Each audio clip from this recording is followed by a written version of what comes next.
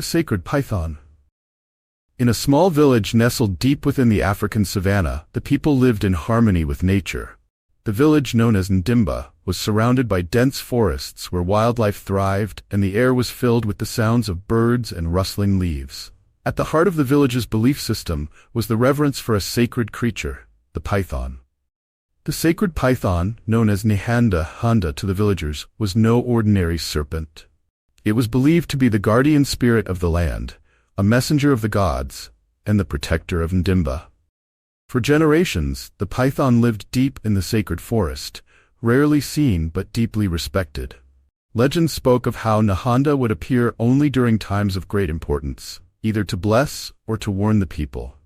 The village elders were the keepers of the ancient traditions, and they alone could communicate with Nihanda. It was said that anyone who harmed the sacred python would bring upon the village a curse of unimaginable sorrow. The python was never to be disturbed, and in return, the land flourished with bountiful harvests, and the village remained safe from harm. One fateful year, drought struck Ndimba. The once lush fields turned dry, and the rivers that ran through the land became mere trickles.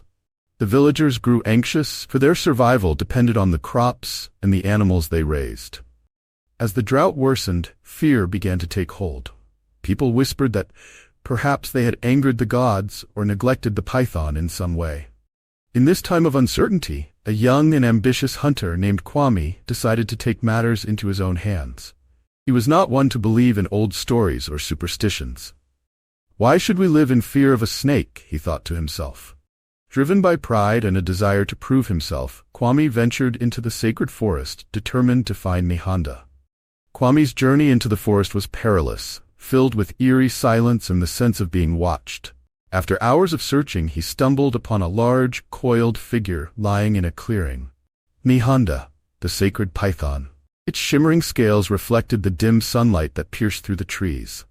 Kwame froze in awe, but his pride pushed him forward. He drew his spear, believing that by killing the python, he could rid the village of its curse and win the people's admiration. Just as Kwame was about to strike, a sudden gust of wind swept through the forest, and the trees seemed to whisper in unison. The python's head lifted, its eyes locking onto Kwame's. In that moment, Kwame felt something he had never felt before.